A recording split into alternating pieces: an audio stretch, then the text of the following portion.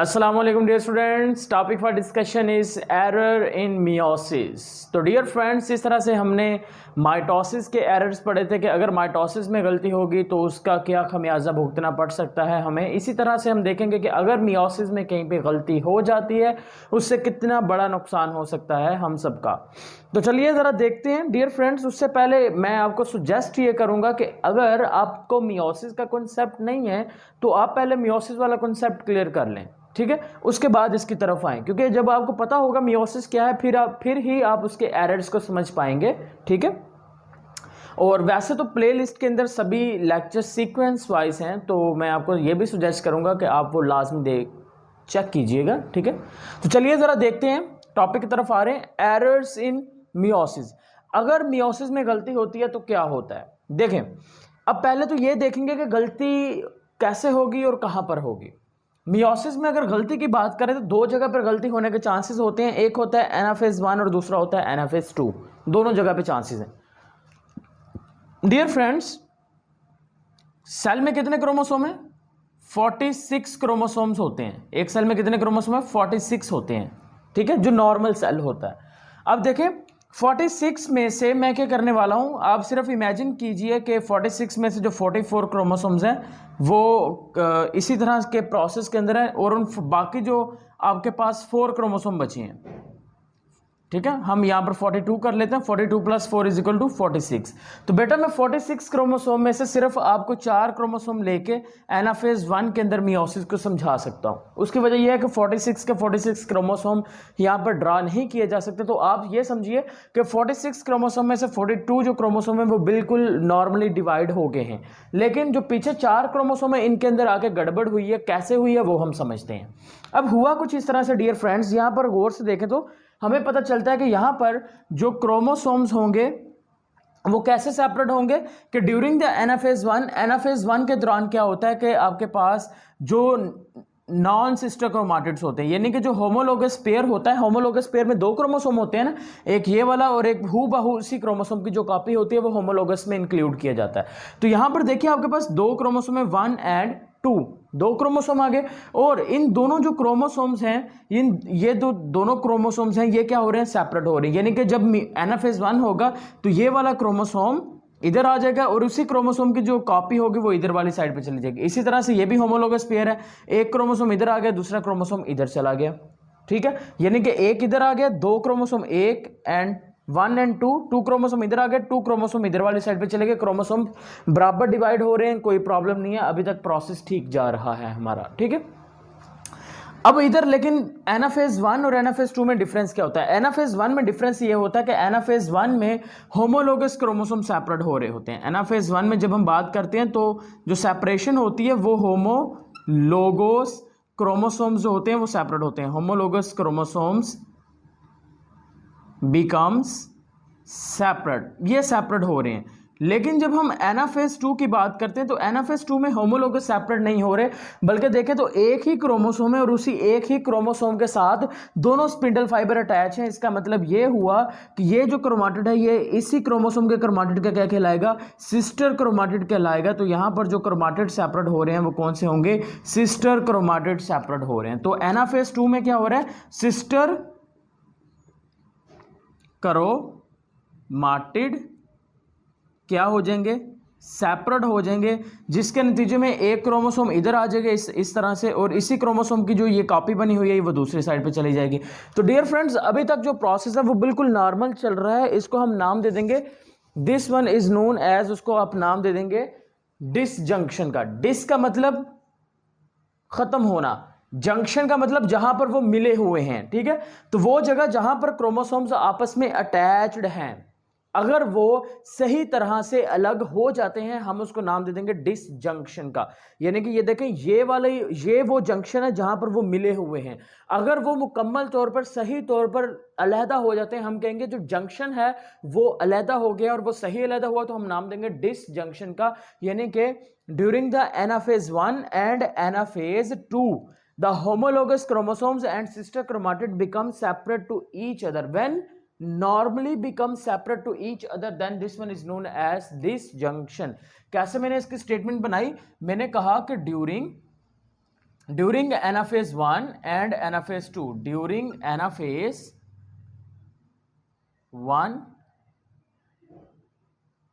And anaphase 2 क्या होंगे? Sister chromatids और जो होमोलोगस क्रोमोसोम्स है, तो हम सिंपली सिर्फ इसको क्रोमोसोम ही लिख लेते हैं इजी करने के लिए। और chromosomes normally separate from each other, तो हम उसको क्या नाम दे देंगे? उसको डियर फ्रेंड्स नाम दे देंगे, उसको नाम दे देंगे डिसजंक्शन का। अब गलती की बात करते हैं कि गलती अगर होगी तो क्या होगा। उसको अगर गलती होगी तो डियर फ्रेंड्स वो गलती कहलाएगी नॉन डिसजंक्शन। क्या कहलाएगी? Non disjunction. तो देखें नाम से ही पता चल रहा है, नॉन का मतलब डिसजंक्शन का मतलब तो ठीक हो गया कि वो जंक्शन से अलहदा होने वाले हैं, लेकिन अब नॉन जो साथ में लगा है इसका मतलब ये है कि जो जंक्शन होगा वो सही तरह से सेपरेट नहीं होगा। सपोज दैट डियर फ्रेंड, अगर हम इमेजिन कर लेते हैं, फर्ज करें कि अब होना ऐसा चाहिए था कि ये जो क्रोमोसोम है ये इधर आ जाता और ये वाला क्रोमोसोम इधर चला जाता, लेकिन फर्ज करें अगर ऐसा हो कि ये वाले जो दोनों क्रोमोसोम है, ये दोनों क्रोमोसोम ही इधर आ जाए इस साइड पर। अगर ये दोनों क्रोमोसोम इस साइड पर आते हैं तो देखें ये क्रोमोसोम आ गया इस साइड पर, और साथ में मैंने ये वाला जो क्रोमोसोम बनाया है वो भी इस साइड पर आ गया। नीचे से सेपरेशन होगी तो ये बिल्कुल ठीक सेपरेट हो गए, ऊपर वाले ठीक सेपरेट नहीं हुए। उसके नतीजे में हुआ कुछ यूं के देखें 42 क्रोमोसोम तो दोनों साइड पे नॉर्मली चलेगी। जैसा कि मैंने स्टार्ट में कहा कि हम सारे नहीं डेवलप कर सकते, तो आप समझिए कि 42 की जो सेपरेशन है वो नॉर्मल है। अब 42 तो नॉर्मल, इधर भी 42 है और इधर वाली साइड पर भी 42 क्रोमोसोम्स है, लेकिन हुआ कुछ यूं कि यहां पर जब आखिर वाले क्रोमोसोम्स की सेपरेशन हुई तो एक क्रोमोसोम यहां पर अजाफी आ गया, इधर एक क्रोमोसोम कम रह गया। जारी बात है जब दो इधर से आगे एक ये वाला आ गया, 3 क्रोमोसोम आने दो चाहिए थे, आ कितने गए? 3। इधर 2 जाने चाहिए थे, लेकिन ये वाला जो क्रोमोसोम है क्योंकि इधर आ गया तो पीछे कितना रह गया? 1 क्रोमोसोम। अब देखें 42 प्लस, आपके पास काउंट कीजिए, 42 प्लस 1 2 एंड 3, ठीक है 3 आ गया, तो जो क्रोमोसोम्स के नंबर है वो क्या बन गया आपके पास? 45 बन गए, राइट।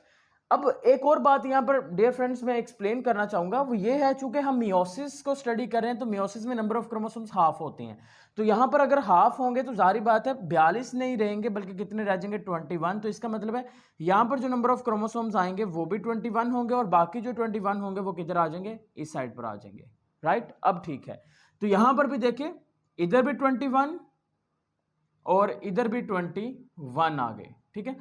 अब 21 प्लस 3, इधर जो क्रोमोसोम है वो यहां पर जो गैमेट बना है वो कितने क्रोमोसोम वाला बना है? 25 क्रोमोसोम वाला, बल्कि 24 वाला। कितने वाला बन गया? 24 क्रोमोसोम्स वाला।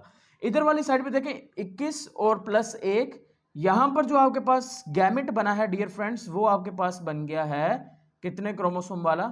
22 क्रोमोसोम वाला। एक साइड पर क्रोमोसोम गैमेट बना है 24 वाला, दूसरी साइड पर बना है गैमेट जो बना है वो बन गया है 22 वाला। अब फर्ज करें अगर ये वाला जो गैमेट है, ये गैमेट जाके ये वाला जो स्पर्म सेल है, इस स्पर्म सेल में फर्ज करें 24 है और इस स्पर्म सेल में कितने हैं? 22 है। अगर ये 24 वाला जो स्पर्म सेल है ये जाकर एक ऐसे एग सेल को फर्टिलाइज करता है जो कि बिल्कुल नॉर्मल है, यानी कि एग सेल में 23 क्रोमोसोम है, हाफ क्रोमोसोम है। तो इसके नतीजे में देखें जब फर्टिलाइजेशन होगी तो फर्टिलाइजेशन में जाइगोट में कितने आएंगे? जाइगोट के अंदर आ जाएंगे 23 प्लस 24 इज इक्वल टू 47। तो नंबर ऑफ क्रोमोसोम क्या हो गए? ज्यादा हो गए ना। होने कितने चाहिए थे? होने चाहिए थे 46, लेकिन हो कितने गए? हो गए 47। इधर वाली साइड पे देखिए अगर ये वाला जो स्पर्म है ये स्पर्म सेल जाके एक एग सेल को फर्टिलाइज कर रहा है जो कि आपके पास बिल्कुल नॉर्मल है 23 क्रोमोसोम वाला, तो यहां पर जो गैमेट बनेगा उस गैमेट के अंदर काउंट कीजिए 23 और plus 22 is equal to 45।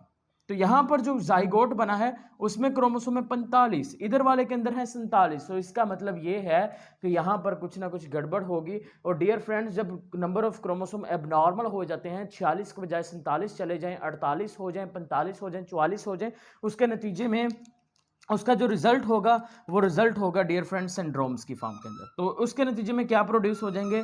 Syndromes produce हो जाएंगे। और सिंड्रोम्स की भी डिफरेंट टाइप्स होती हैं, और ये जो डिफरेंट टाइप्स होती हैं ये डियर फ्रेंड्स डिपेंड करेंगे किसके ऊपर? नंबर ऑफ क्रोमोसोम्स के ऊपर। तो जरूरी नहीं है कि ये जो नॉन डिसजंक्शन वाला प्रोसेस है ये आपके पास एनाफेज 1 में ही हो, एनाफेज 2 में भी हो सकता है, यानी कि क्रोमोसोम इधर जाना चाहिए था लेकिन इस साइड पर, हाँ, क्योंकि सिस्टर क्रोमाटिड सेपरेट हो रहे हैं ना, तो डियर फ्रेंड्स अगर सिस्टर क्रोमाटिड सेपरेट हो ही ना, इधर वाली साइड पर क्रोमोसोम जाए ही ना, तो क्या होगा, एक क्रोमोसोम मिसिंग हो जाएगा, उसके नतीजे में फिर 22 बनेंगे, 22 और 23, फिर नंबर ऑफ क्रोमोसोम 45 बन जाएंगे, एबनॉर्मल बनेंगे, तो रिजल्ट्स क्या होंगे, सिंड्रोम होंगे।